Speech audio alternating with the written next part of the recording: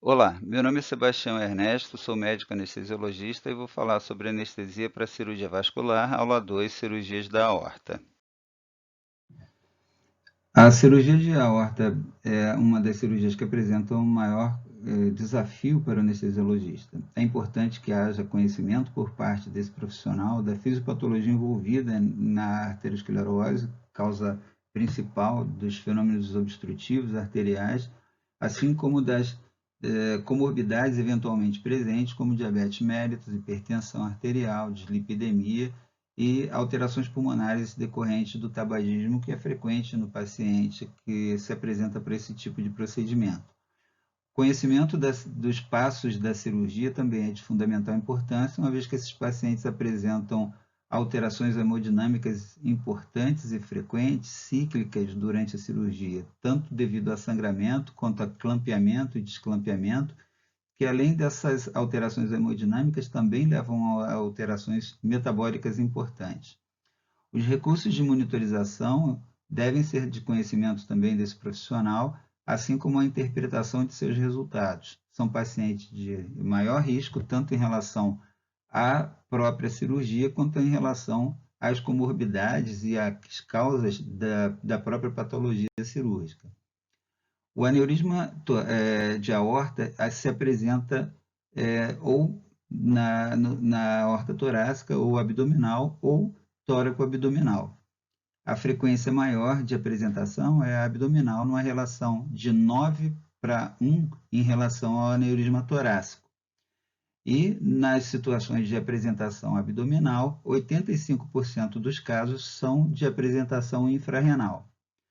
A idade, fumo, história familiar e arteriosclerose são predominantes na apresentação, no aumento da apresentação e na gravidade da apresentação dos aneurismas de aorta. Pacientes acima de 65 anos de idade apresentam uma prevalência extremamente aumentada.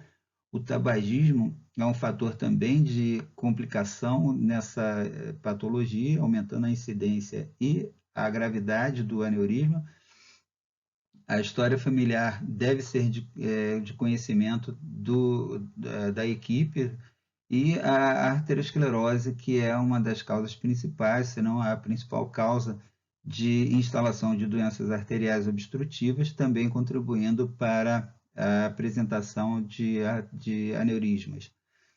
As causas secundárias, as de menor frequência, são a síndrome de Marfan, o aneurisma micótico, o aneurisma pós-traumático e o aneurisma que surge na complicação da doença sifilítica.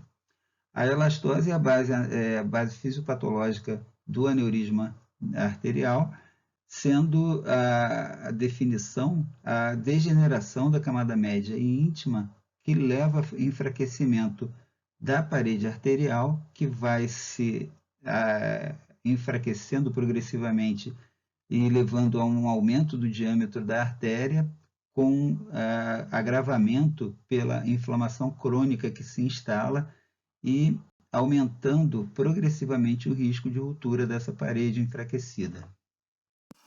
Outros fatores que devem ser de conhecimento do anestesiologista são a indicação da cirurgia, e a indicação da cirurgia é baseada na relação entre risco de cirurgia e risco de ruptura do aneurisma, a expectativa de vida do paciente e a preferência do paciente e da equipe cirúrgica. Obviamente, em situações em que a cirurgia não se apresenta de forma emergencial.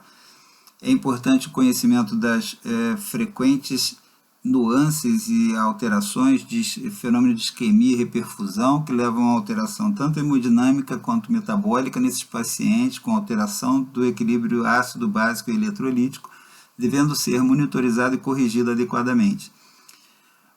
Algumas situações se apresentam com indicação de procedimento a ser realizado sob assistolia e hipotermia para preservação dos órgãos, devido à diminuição do metabolismo que se apresenta quando se utiliza a hipotermia. Porém, na maioria dos casos, a hipotermia deve ser evitada, uma vez que leva tanto ao aumento do consumo miocárdico de oxigênio, a maior incidência de fenômenos de isquemia, arritmia, diminuição da capacidade de coagulação por diminuição da capacidade funcional de plaquetas e fatores de coagulação, maior incidência de infecção pós-operatória, maior incidência de descência de sutura. Portanto, a cirurgia deve ser realizada, na maioria das vezes, em situação de normotermia para a preservação da estabilidade metabólica e hemodinâmica do paciente. A resposta neurohumoral e inflamatória levam também a alterações importantes que devem ser controladas e conduzidas de maneira adequada. A dissecção da aorta leva a óbito em 20% das vezes dos pacientes antes da chegada ao hospital. Também se deve por uma falha da íntima, levando a infiltração de sangue na parede da artéria, fazendo com que haja desenvolvimento de um falso trajeto que leva ao enfraquecimento dessa parede com risco de ruptura iminente.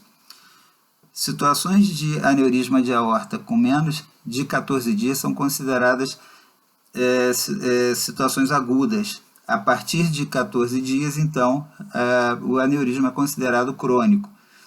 50% das vezes a dissecção de aorta se instala na aorta ascendente, levando a várias possibilidades de complicações graves, como regurgitação aórtica aguda, isquemia miocárdica por comprometimento das artérias coronarianas, e também a possibilidade de instalação de tamponamento com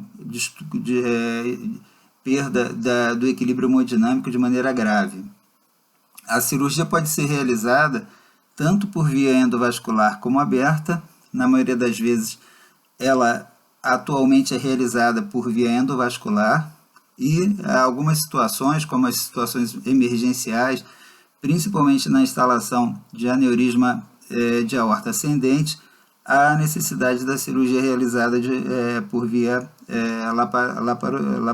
laparotomia, seja a laparotomia realizada por incisão mediana ou paramediana no bordo lateral esquerdo do músculo reto abdominal.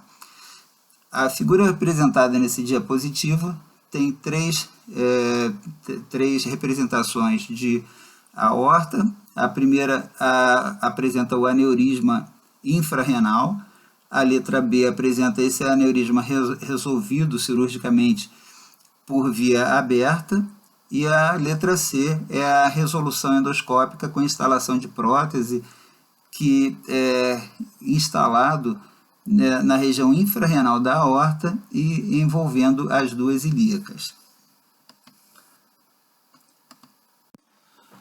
A incidência de ruptura de aneurisma de aorta aumenta com o aumento do diâmetro da aorta provocado pela sua presença. É considerado benigno o aneurisma que leva a aumento do diâmetro da aorta até 4 centímetros. A indicação de cirurgia começa quando o aneurisma começa a gerar sintoma ou quando atinge diâmetro de aorta maior que 5 centímetros. Na mulher, como a incidência é menor, aceita-se o limite para a cirurgia de 5,5 centímetros de diâmetro da aorta. Pacientes com aneurisma tóraco abdominal devem ter também o limite de 5 centímetros como o diâmetro limite para a realização da cirurgia. A partir de 5 centímetros, então, o paciente com aneurisma tóraco abdominal já se encontram com indicação de resolução cirúrgica. Outro critério é o crescimento acelerado desse diâmetro da aorta. Aumento de 0,5 centímetro por semestre é um aumento considerado grave, importante, e deve também gerar a indicação de cirurgia. A mortalidade por aneurisma de aorta até a década de 1950 era de cerca de 18 a 20%. Essa mortalidade foi reduzida a 2 a 4% a partir de 1980, devido à melhoria da técnica cirúrgica, melhor preparo do paciente para a cirurgia e acompanhamento pós-operatório. 50% dos pacientes com ruptura de aneurisma vão a óbito. Se considerarmos os pacientes que vão a óbito na fase pré-hospitalar, essa mortalidade pode subir a 90%. Nesse diapositivo é apresentado a estatística de ruptura de aorta seguindo o aumento gradativo do diâmetro da aorta. Portanto, é possível ver que a partir de 5 centímetros ocorre um aumento drástico na frequência dessa ruptura. Por isso, é considerado 5 centímetros o limite de diâmetro de aorta provocado por um aneurisma que começa a gerar a indicação da cirurgia.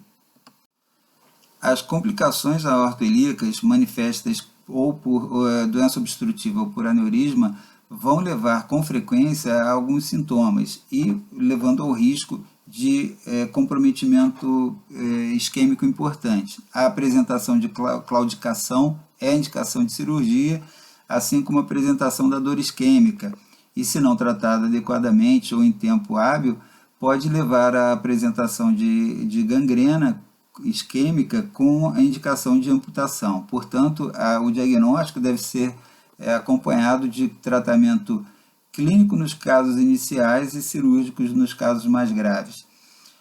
Pacientes podem ter essa resolução tanto feita por via endovascular como por via aberta, e a via endovascular, que é através de arterioplastia percutânea, sendo a técnica que vem se apresentando com maior frequência nos dias atuais, por ser menos invasiva, ter mais velocidade de recuperação do paciente, com menor risco de complicações perioperatórias. Os pacientes que têm esse problema resolvido por técnica que não percutânea podem ser submetidos à cirurgia de bypass aorto-bifemoral com a instalação de enxerto de Dacron ou através, eventualmente, apenas da desobstrução da arterioplastia por cirurgia aberta, ou a realização naqueles pacientes que apresentam infecção abdominal, pacientes de alto risco ou que tenham sido submetidos a técnicas anteriores que falharam, pode ser tentado também o bypass externo, que é feito através da realização de shunt axilofemoral ou fêmuro-femoral.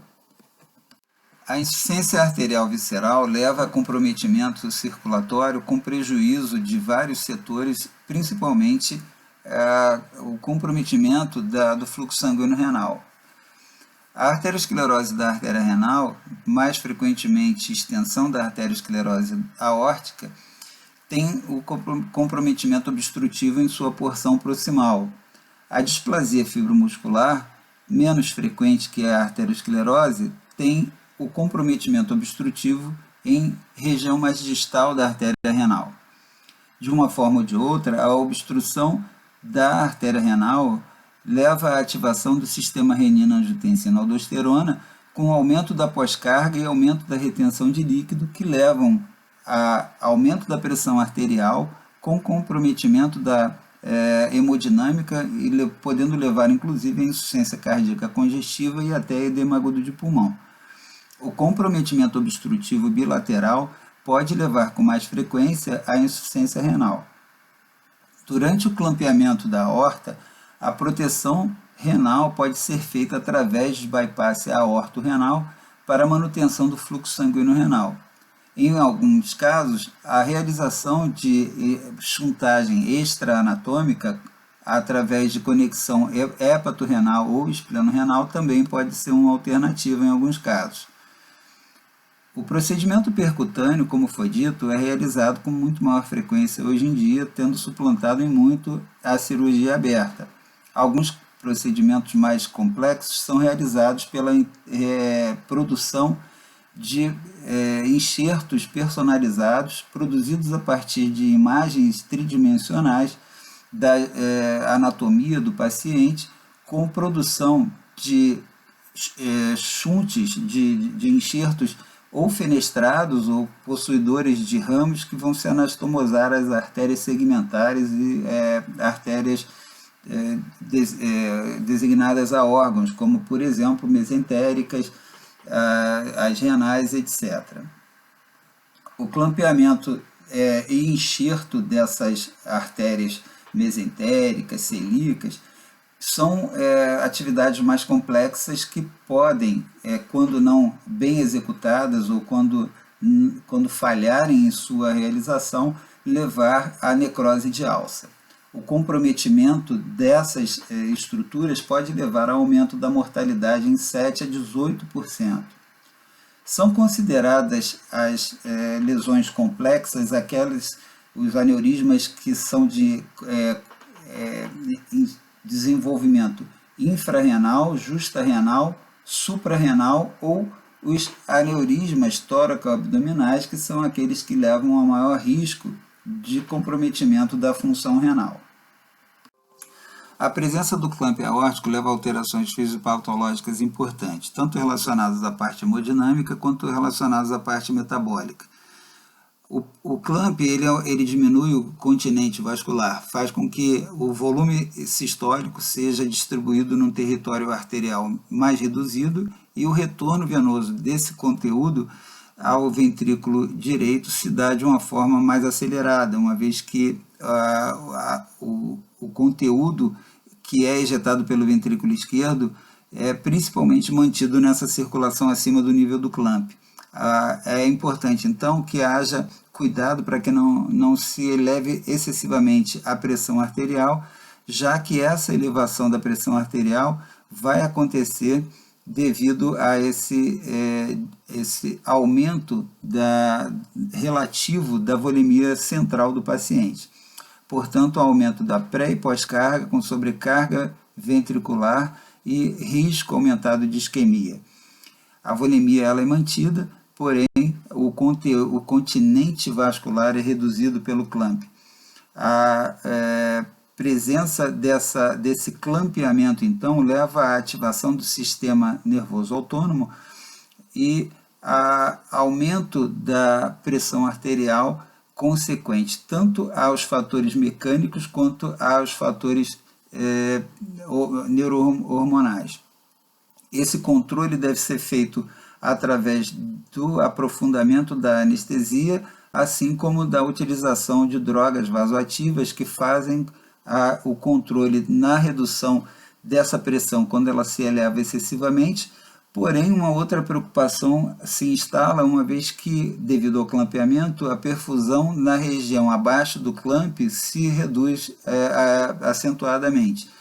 E ela fica dependendo extremamente da manutenção de níveis de pressão arterial em setores acima do clamp, em níveis de pressão um pouco acima dos valores normais basais do paciente, para que haja manutenção da circulação na região infraclampeamento. Essa região fica bastante dependente, então, dessa manutenção de pressão e em situações de maior complexidade podem ser usados os recursos já comentados do bypass, a orto-renal ou chuntagens extraanatômicas podem ser realizadas também. A presença do clamp leva também à alteração do fluxo sanguíneo para fígado, que pode, eventualmente, nos pacientes com redução já prévia da função hepática, levar a comprometimento de coagulopatia, o risco da diminuição da perfusão pelas mesentéricas superiores, principalmente com comprometimento potencial da circulação intestinal, com risco de isquemia do aparelho digestivo. O risco de paraplegia é grande devido ao comprometimento circulatório também das artérias segmentares que vão nutrir a medula, e a manutenção da hemodinâmica acima do nível do clamp, então, é de extrema importância para que se consiga manter algum grau de fluxo sanguíneo nessa região inferior. A alteração metabólica é de fundamental importância também, com produção de resíduos metabólicos na região hipoperfundida, que eventualmente vai ser disseminada pela circulação na fase de reperfusão, levando a risco de acidose e hipercalemia, que deve ser monitorizado e tratado adequadamente. A monitorização de situações mais complexas através da utilização do ecocardiograma transesofágico é de extrema valia na avaliação da função contrátil miocárdica, eventualmente da instalação de alterações regionais de contração. O controle da volemia, é entendido que esses pacientes apresentam um retorno venoso aumentado, já que a circulação se encontra apenas num território mais reduzido, portanto a circulação é mais acelerada, o fluxo sanguíneo nos órgãos supraclampeamento é aumentado, e assim esse acompanhamento ele pode ser esclarecedor na manutenção e no tratamento de eventuais alterações. Pacientes que apresentem comprometimento circulatório por comprometimento ventricular esquerdo devido ao excesso de volume circulante nessa circulação reduzida podem ter benefício com a utilização de vasodilatador. Porém, esse vasodilatador deve ser utilizado com cautela, uma vez que o risco de comprometimento da circulação na região infraclampeamento é aumentado.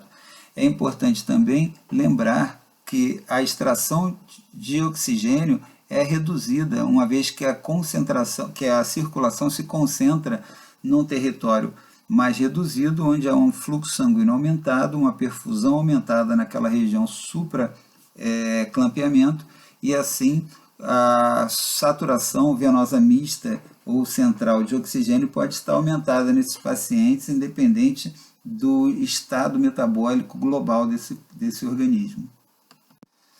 Como mostrado nesse diapositivo, as alterações sistêmicas são bastante complexas. A instalação do clamp arterial aórtico leva à isquemia distal, que naquela região provoca um aumento da liberação de mediadores químicos pró-inflamatórios, com aumento da permeabilidade vascular e perda de líquido do intra para o extravascular. Isso gera uma hipovolemia central que pode levar à redução do retorno venoso, à redução do volume sistólico e hipotensão arterial. Essa presença desses mediadores leva também a eventual vasodilatação distal com diminuição da resistência vascular, e toda essa alteração vai ser associada à alteração contrária que acontece na região acima do clamp aórtico. Essas alterações vão ser tão mais importantes quanto mais alto for o local de colocação do clamp e quanto mais tempo for a permanência dele. E no momento da retirada do clamp, é importante sempre a lembrança de que vai haver a redistribuição daquele resíduo metabólico que vai eventualmente levar à diminuição da contratilidade miocárdica, aumento da resistência vascular pulmonar, diminuição ainda mais acentuada da resistência vascular sistêmica, e isso pode levar a comprometimento vascular importante e até edema agudo de pulmão.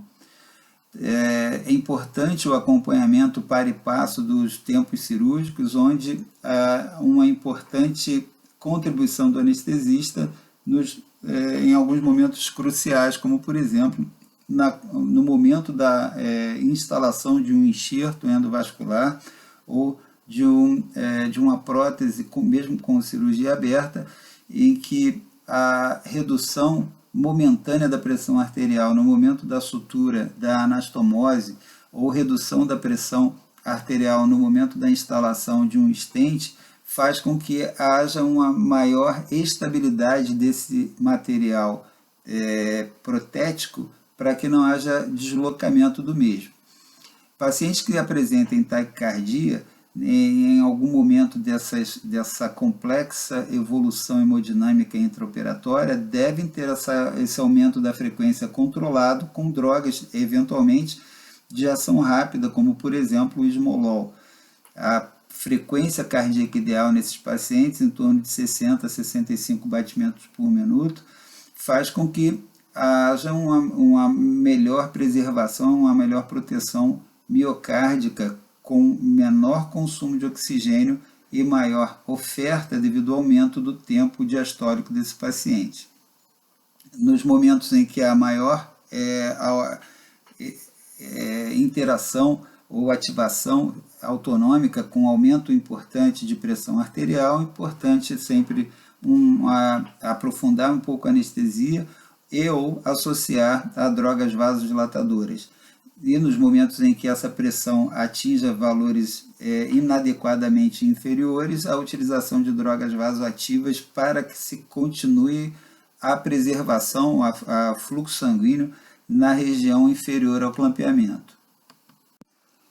Pacientes submetidos à cirurgia de grande porte são aqueles que apresentam maior risco de disfunção renal. O acompanhamento da função renal no intraoperatório e o conhecimento dessa função no pré-operatório são de fundamental importância para a realização de uma boa proteção renal. É importante lembrar que débito urinário é mau preditor de disfunção renal.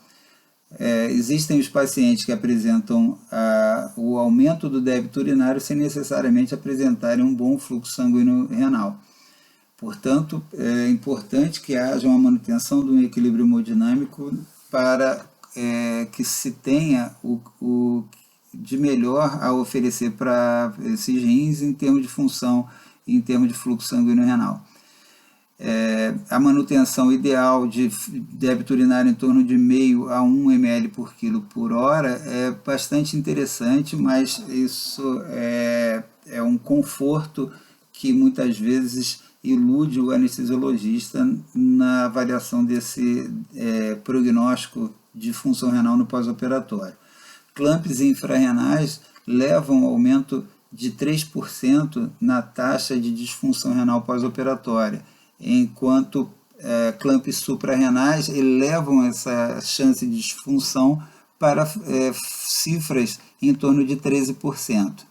Pacientes que apresentam disfunção renal, insuficiência renal no perioperatório, podem apresentar mortalidade aumentada em até 40%.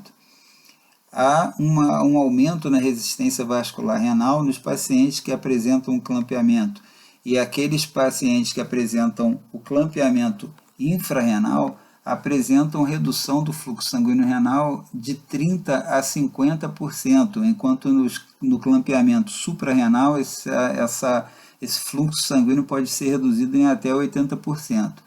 É importante que se entenda que essa redução do fluxo sanguíneo renal não é apenas provocada por alteração mecânica do clampeamento. Existe uma contribuição bastante elevada de fatores humorais, uma vez que esse fluxo sanguíneo renal ele pode ser mantido até reduzido até meia hora após o desclampeamento. Isso devido à alteração metabólica e liberação de drogas endógenas, substâncias endógenas que aumentam o prejuízo do fluxo sanguíneo renal de uma maneira mais mantida.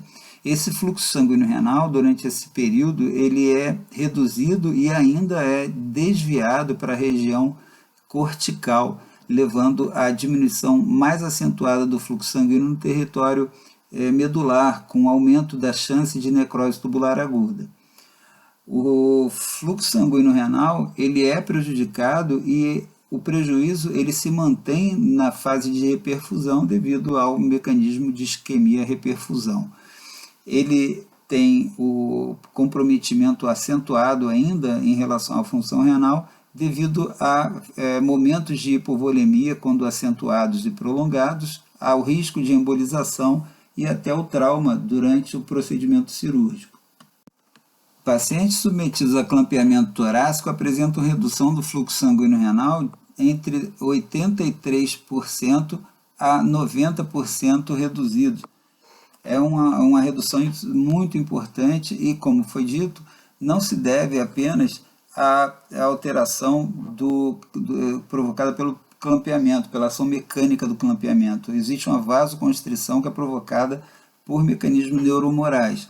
essa vasoconstrição ela não consegue ser reduzida mesmo com a utilização de peridural, mesmo com a peridural em níveis de T6. E a utilização de inibidores da enzima de conversão de angiotensina também não contribui para a redução dessa, não contribui protegendo contra essa redução de fluxo sanguíneo renal. Alguns mediadores considerados como contribuindo para esse prejuízo prolongado do fluxo sanguíneo renal, mesmo após o desclampeamento, são a endotelina, a mioglobina e algumas prostaglandinas. A utilização de manitol na tentativa de preservar o rim é classicamente utilizada na dose de 12,5 gramas para pacientes com peso médio de 70 quilogramas. Essa utilização é feita com o objetivo de aumentar a osmolaridade plasmática e aumentar o fluxo sanguíneo renal, a filtração glomerular aumenta e ocorre o aumento da diurese. Porém, apesar desse manitol ter uma série de efeitos benéficos, como aumentar o fluxo sanguíneo cortical, reduzir o edema endotelial, ser um eliminador de radicais livres, reduz a produção de renina e aumenta a produção de prostaglandinas vasodilatadoras, mas ainda é controverso se o manitol consegue reduzir ou melhorar o desfecho final dos pacientes submetidos a esse tipo de procedimento. Se a decisão for utilizar o manitol, então lembrar sempre que o manitol vem normalmente numa solução de 20%, portanto 200 mg por ml. Se você vai utilizar 12,5 gramas nesse paciente de 70 kg, você deve utilizar 62,5 ml. Outras condutas que têm sido tentadas é a utilização de diurético de alça, como furosemida, e a utilização de dopamina. Aí o diurético de alça aumenta o fluxo sanguíneo renal, aumenta a taxa de filtração glomerular, aumenta a produção de urina, porém, em pacientes que se apresentam com débito urinário diminuído devido à diminuição do fluxo sanguíneo renal, por hipotensão ou por obstrução provocada por embolização ou outro mecanismo que não seja a formação de urina intrínseca, o diurético ele pode piorar o estado hemodinâmico do paciente e, consequentemente, piorar ou aumentar o risco de insuficiência renal no pós-operatório. Deve ser utilizado com bastante cautela e o paciente deve ter garantida a sua volemia antes da utilização de eventual droga diurética.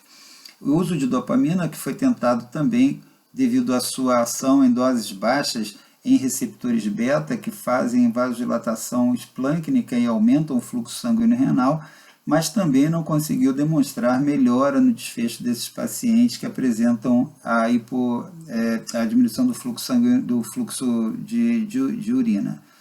É importante sempre lembrar que os diuréticos de alça também ainda levam o risco de alteração eletrolítica. Então é importante que se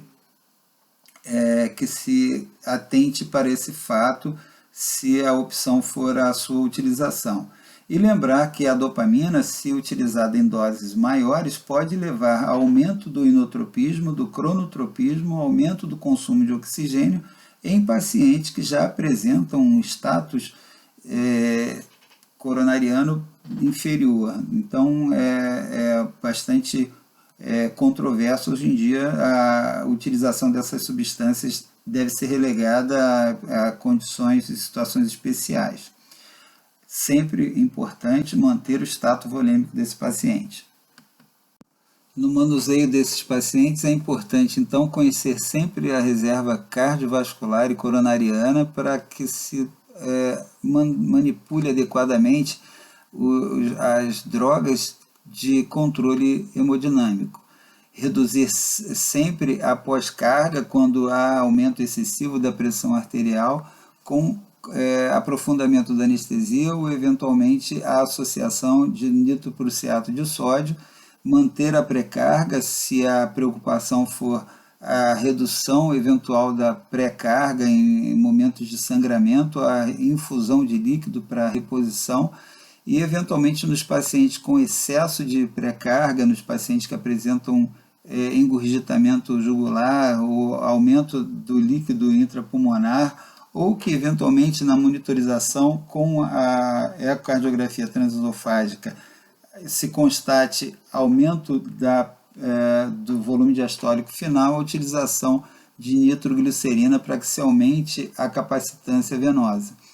Então, a reposição de líquido na diminuição da pré-carga e a utilização de drogas venodilatadoras para pacientes que apresentem aumento excessivo dessa pré-carga.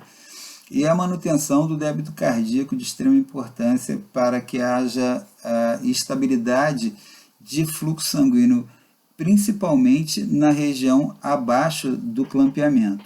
Portanto, manter a pressão arterial média acima do clamp é de fundamental importância. Valores em torno de 120 milímetros de mercúrio de pressão arterial média são adequados nesses pacientes. Porém, eventualmente, em pacientes com descompensação ventricular esquerda ou que apresentem aspecto friável da aorta na região onde vai haver a sutura, a colocação do stent, é importante então que haja uma redução desses valores para que diminua o risco de descompensação ventricular ou de ruptura da aorta. E abaixo do clamp, é sempre importante lembrar que o fluxo sanguíneo dessa região abaixo do clamp vai acompanhar a flutuação da pressão arterial média acima da região do clampeamento. O momento do desclampeamento é, apesar de ser indispensável, um momento de grande expectativa. O risco de descompensação hemodinâmica é muito grande. Um volume que estava até esse momento circulando num continente reduzido circulatório vai ser redistribuído agora numa região que apresentava uma hipoperfusão relativa, às vezes de importância elevada. Portanto, a hemodinâmica ela vai ser diretamente relacionada, o seu comprometimento, ao nível e tempo de clampeamento. O estado volêmico desse paciente é de fundamental importância para a estabilidade mais rápida desse momento, e o status contrátil do ventrículo esquerdo também de fundamental importância. A expectativa de hipotensão no desclampeamento imediato e a hiperemia distal que ocorre nesse momento devido ao restabelecimento de uma circulação sanguínea numa região que estava contraída devido à hipovolemia central relativa, faz com que haja o surgimento de algumas situações bastante peculiares. Ocorre nesse momento uma redução de cerca de 80% na resistência vascular sistêmica, tanto devido ao aumento do continente vascular a partir desse momento, o retorno ao volume de continente normal do paciente, e também a contribuição de vários mediadores que são liberados pelo desclampeamento e recirculação de setores hipoperfundidos, levando a surgimento na circulação geral de substâncias vasodilatadoras e cardiodepressoras liberadas pelos tecidos isquêmicos, aumento da concentração de ácido lático, prostaglandina, radicais livres de oxigênio e uma infinidade de citocinas pró-inflamatórias. É importante que se acompanhe o tempo cirúrgico para o preparo do paciente para o desclampeamento. Se estava sendo utilizada droga vasoativa vasodilatadora, é importante que esses vasodilatadores sejam retirados momentos antes do desclampeamento e a profundidade da anestesia eventualmente reduzida nesse momento. Um preparo para essa situação onde a vasodilatação vai ser bastante deletéria na evolução do caso do paciente no momento do desclampeamento. Eventualmente devem estar preparados substâncias vasoconstritoras, inotrópicos, volume para reposição rápida e o preparo para situações como, por exemplo, arritmias que podem surgir no momento do desclampeamento. Importante lembrar também que, eventualmente, pacientes que apresentem algum sangramento nos pontos de anastomose ou alguma intercorrência que leve à necessidade de reclampeamento, os pacientes que eventualmente precisaram do uso de vasoconstritores no momento do desclampeamento, se houver necessidade de reclampear, esses pacientes podem eventualmente inverter. Eles que apresentaram a hipotensão arterial no desclampeamento, quando há necessidade do reclampeamento, pode haver uma hipertensão arterial, às vezes de intensidade bastante elevada. Reforçando então, devemos manter a volemia desse paciente ou repor as perdas de maneira adequada, principalmente nas fases mais próximas ao desclampeamento. A utilização de vasodilatadores e de aprofundamento de anestesia nos momentos em que há aumento importante da pressão arterial supraclamp devem ser reanalisados no momento em que se aproxima a fase de desclampeamento. É importante acompanhar o tempo cirúrgico para que isso seja feito num tempo adequado. O desclampeamento, eventualmente, pode ser feito de maneira gradual ou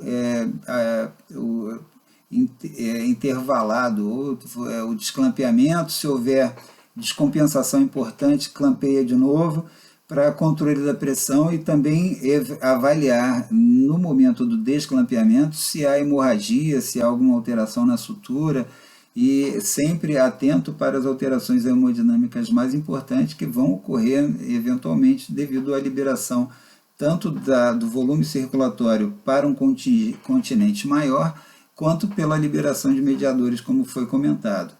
Como foi dito, a utilização de vasopressores sempre preparados ali para eventualmente serem utilizados na fase de hipotensão do desclampeamento, mas também com atenção caso haja necessidade de reclampear, para não esquecer de retirar o vasopressor para que não haja manutenção de hipertensão por muito tempo. Evitar a hipertensão é de fundamental importância, uma vez que essa hipertensão vai levar a risco de sangramento e também de problemas em relação à sutura. A extubação dos pacientes deve ser realizada apenas quando o paciente estiver recuperado em sua parte hemodinâmica e metabólica e com atenção especial ao aquecimento desse paciente. Eventualmente, pacientes mais complexos devem ser estubados posteriormente na UTI, mas em geral a extubação pode ser realizada ainda na sala de cirurgia ao fim do procedimento, até para que haja avaliação neurológica do paciente, que corre risco sempre no clampeamento de isquemia medular. A monitorização do paciente a ser submetido à cirurgia de aorta com clampeamento deve ser baseada na eletrocardiografia contínua, oximetria de pulso, a capnografia, pressão arterial invasiva, de preferência associada à pressão arterial não invasiva no membro contralateral, para que haja o controle de eventuais interferências no intraoperatório da pressão arterial invasiva, mas a pressão arterial invasiva é de fundamental importância, uma vez que oferece a pressão arterial em tempo real e uma fonte para coleta de material para exame de sangue durante a cirurgia. A realização de cateterização de artéria pulmonar é uma exceção, apenas para pacientes de maior gravidade, pacientes com comprometimento cardiorrespiratório importante, pacientes com cirurgias aórticas mais complexas. E a avaliação pré-indução do paciente, tanto no contexto de hemodinâmica quanto em relação à parte neurológica, uma vez que há o risco de diminuição da perfusão de medula no intraoperatório, então isso precisa ser documentado previamente. Quando possível, a utilização da ecocardiografia transesofágica pode oferecer tanto a informação em relação ao status volêmico do paciente, uma vez que oferece a demonstração do volume diastólico final e também a função miocárdica, oferecendo o volume diastólico final e o volume sistólico final como bases para o cálculo tanto do volume sistólico quanto da fração de ejeção. Também pode ser reconhecido alguma alteração contrátil regional que pode ser decorrente de alterações isquêmicas. O acesso venoso central nos permite a obtenção da pressão venosa central, que apesar de não ser muito fidedigna, ela pode servir de alguma orientação em relação à reposição de volume. 2 acessos periféricos de grande calibre, pelo menos, e a utilização de recuperação de sangue no intraoperatório, que pode ser base para a redução de transfusão de sangue halogênico para o paciente. Portanto, quando possível, a utilização de cell saver ou outra modalidade de recuperação de sangue, como circulação extracorpórea, eventualmente nas cirurgias de maior porte, principalmente nas cirurgias relacionadas a aneurisma de aorta ascendente, onde essa técnica pode ser necessária.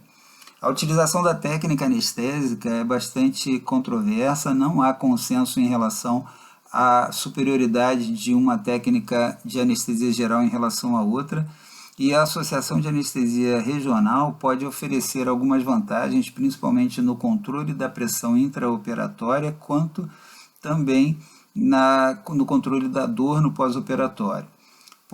Porém, a anestesia regional ela é relacionada à maior incidência de hipotensão no intraoperatório. Por outro lado, essa utilização desse efeito hipotensivo pode ser útil no momento do clampeamento, onde muitas vezes o paciente apresenta elevação expressiva da pressão arterial e o aumento da infusão de anestésico local na peridural pode auxiliar no controle dessa pressão.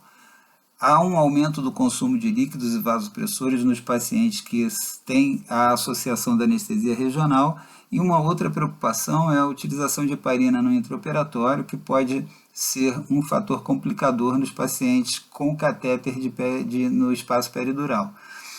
É importante que nos pacientes, mesmo que de utilização de doses únicas no espaço peridural, que a heparina seja utilizada no mínimo 1 hora após a punção da região espinhal, uma vez que a heparina utilizada num tempo mais curto pode propiciar o desenvolvimento de hematoma peridural. Portanto, é importante que se respeite. E uma outra complicação ainda, uma outra preocupação é a possibilidade de punção acidental vascular ou punção traumática, que pode muitas vezes levar ao cancelamento da cirurgia, uma vez que a necessidade da utilização de heparina pode aumentar o risco de hematoma peridural.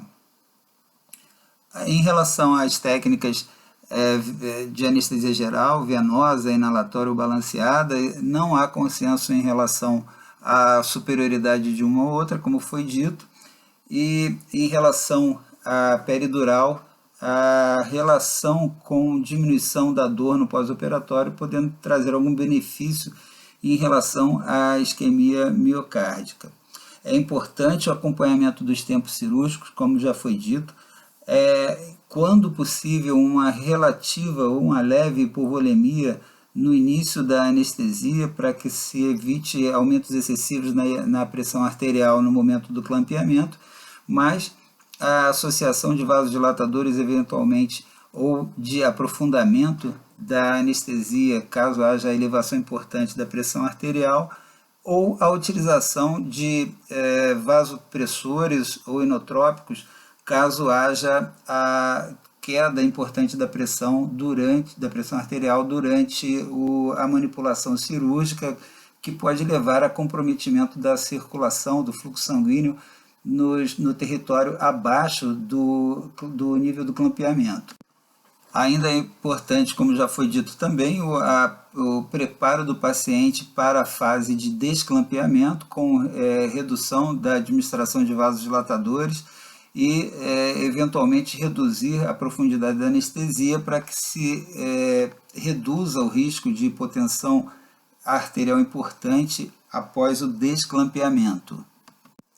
Uma alternativa à utilização da anestesia peridural é o TAP-Block. O TAP-Block é realizado através da instalação da ponta da agulha, normalmente agulha de 10 centímetros, instalação da sua ponta entre o músculo transverso abdominal e o músculo oblíquo interno abdominal, guiado por ultrassom, utilizando probe linear de alta frequência e a instalação dessa anestesia a nível preferencialmente o mais alto possível, possivelmente a nível subcostal, por quanto mais posterior melhor, você pega uma porção maior das estruturas nervosas, e isso vai garantir uma aferência da parede entre T6 e L1.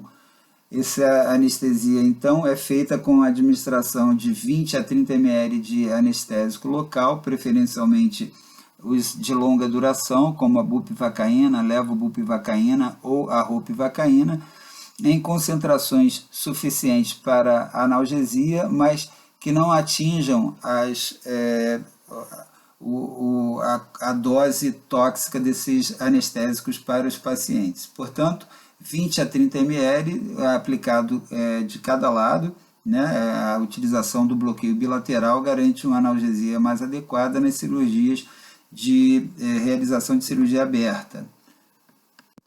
Ainda em relação aos cuidados de anestesia no paciente de clampeamento aórtico, o cuidado de ter drogas vasoativas, inotrópicas e vasodilatadoras preparadas sempre para a utilização caso haja desvio hemodinâmico importante. Portanto, quando possível, o esmolol, nitroprusiato de sódio ou nitroglicerina, a fenilefrina como opção de vasoconstritor ou a noradrenalina, sempre com a intenção de se administrar a droga de uma maneira mais rápida e efetiva possível. É importante que essas drogas estejam preparadas já na indução, que elas podem ser necessárias no momento da intubação, onde o paciente pode apresentar ativação do sistema nervoso simpático pelas manobras de laringoscopia e intubação. São pacientes que com frequência apresentam redução da capacidade coronariana, portanto a proteção miocárdica é importante nesse momento. No perioperatório, devido ao clampeamento, a alteração hemodinâmica pode ser tanto para a hipertensão quanto para a hipotensão, e a condução desses desvios deve ser feita de maneira o mais rápido possível. No momento do desclampeamento e despertar também são momentos de grande estresse anestésico cirúrgico, de grande preocupação na condução desses pacientes. É importante que se evite a administração de líquidos em excesso nesse paciente, uma vez que há risco tanto de perda de temperatura, diluição de fatores de coagulação, risco de decência de sutura pelo edema tecidual e prejuízo na microcirculação, o aumento da incidência de íleo com retardo na deambulação do paciente, e a apresentação de maior incidência de dor, depressão miocárdica, inclusive aumento da incidência de distúrbios cognitivos no pós-operatório. As complicações elas aumentam nos pacientes hiperidratados. Já foi demonstrado que para paciente com excesso de líquido demora a ter o retorno da função intestinal, demora na deambulação, tempo de permanência hospitalar e a incidência de complicações hemorrágicas aumenta. A temperatura, como já foi dito, é importante que se mantenha em valores normais. Pacientes que apresentam temperatura abaixo de 36 graus Celsius vão apresentar gradativamente piora nas funções de coagulação, aumento na incidência de infecção no pós-operatório e outras complicações mais. A utilização de manta de aquecimento deve ser apenas no segmento acima do clamp abdominal. o aquecimento na região abaixo do clamp abdominal vai levar ao aumento do metabolismo, aumento do consumo de oxigênio num território que está sendo hiperfundido, aumentando o risco de comprometimento tecidual, inclusive paraplegia, insuficiência renal, entre outros. A extubação deve ser feita sempre após a estabilidade hemodinâmica do paciente, a realização de exames para recuperação de eventuais desvios metabólicos e o aquecimento do paciente. Sempre lembrar que esses pacientes utilizaram heparina se o paciente tiver com o catéter de peridural instalado. Ele deve ser utilizado apenas respeitando os tempos orientados pelos guidelines atuais e sempre, quando necessário, em situações de sangramento, a administração eventual de